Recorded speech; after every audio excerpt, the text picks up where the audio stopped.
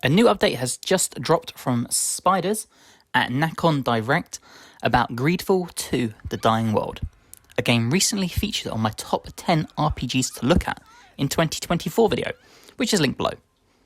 Spiders have announced that Greedfall 2 The Dying World will be going into early access around this summer, so take that as you will. The reason for this game going into early access has been stated as the ambition of the game, which seems very akin to a Baldur's Gate 3 to me.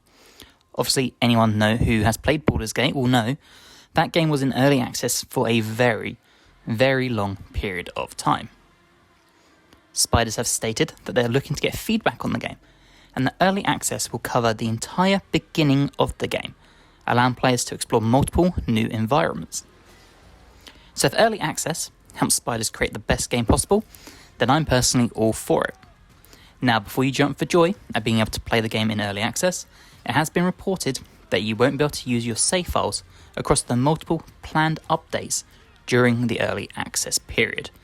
So please just bear that in mind when the time comes to jump back into Greedfall. Your saves will not carry over, and with each new update, you will have to start afresh. Now, one change from the original that has been confirmed is that the combat system has been updated, so you can now direct and control your companions, something that was missing from the original Greedfall. It's been reported that while the game isn't turn-based, so all you action-adventure gameplay purists can rest easy, the only footage released was a cinematic trailer, so currently we don't know how this will look.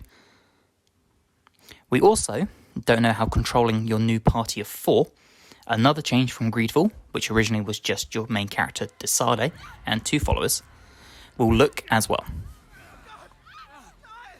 Based on the evolution of this combat system, I think it would be fair to assume that you can continue to change your followers' equipment, both armor and weapons, much like you could in the first game, as going backwards in one aspect but forwards in another seems a little counterproductive. So I think it's fair to assume we can fully customize our followers or companions, however you want to describe them, when it comes to their equipment. While no actual gameplay has been released, the cinematic trailer itself shows that they have flipped the script, where the lead character is now native of Tier 3D, which we knew when Greedfall 2 was announced. Obviously, if anyone has played Greedfall, this is different, because when the first game, you controlled Desade, who was one of the colonists, and we landed on the island with the natives. Now, we knew that this was going to happen since the moment Greedfall 2 got announced, but it's nice to see in the trailer them doubling down on it and showing just the lore behind this game will be. Now, Spiders historically have been known to release janky games or games that are just missing something on their initial release. Steel Rising, for example, was described by GameSpot as having disappointing boss fights and janky enemy movements.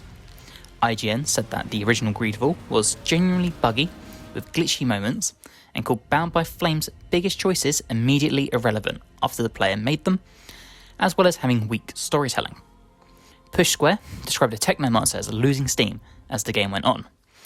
With this being the previous 4 games released by Spiders, and with Greedfall 2 being the first ever sequel to a video game that Spiders have developed, perhaps a period of early access to ensure that Greedfall 2 The Dying World delivers and is a worthy success to Greedfall is just what the game needs, so it releases in the best possible state.